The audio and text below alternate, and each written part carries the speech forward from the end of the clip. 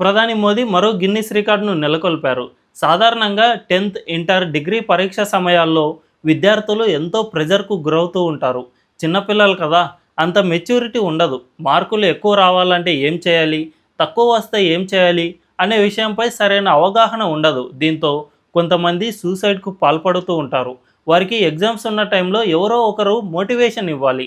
కానీ ఇప్పటి కాలంలో అందరూ బిజీగా ఉంటున్నారు. అందుకే ప్రధాని మోదీనే స్వయంగా రంగంలోకి దిగి ప్రతి ఏటా ఎగ్జామ్స్ టైంలో పరీక్షా పే చర్చ కార్యక్రమం ద్వారా స్టూడెంట్స్కు మోటివేషన్ ఇస్తూ వస్తూ ఉన్నారు. అయితే ఈ కార్యక్రమం ఇప్పుడు గిన్నిస్ బుక్ ఆఫ్ వరల్డ్ రికార్డులో చేరింది. రీసెంట్గా నిర్వహించిన 8th ఎడిషన్కు 3.53 కోట్ల మందికి పైగా రిజిస్ట్రేషన్లు చేసుకోవడంతో పాటు ఈ కార్యక్రమాన్ని 21 కోట్ల మందికి పైగా టీవీల్లో చూశారు. ఒక కార్యక్రమానికి ఇంత పెద్ద ఎత్తున స్పందన రావడం ఇంతకు ముందెన్నడూ జరగలేదు. అందుకే ఈ రికార్డును గిన్నిస్ బుక్ గుర్తించింది. దీన్ని బట్టి చూసుకుంటే మోదీ తన కార్యక్రమంలో ఎంతమంది విద్యార్థులకు మోటివేషన్ ఇస్తున్నారన్న విషయం ఇట్టే అర్థమవుతోంది.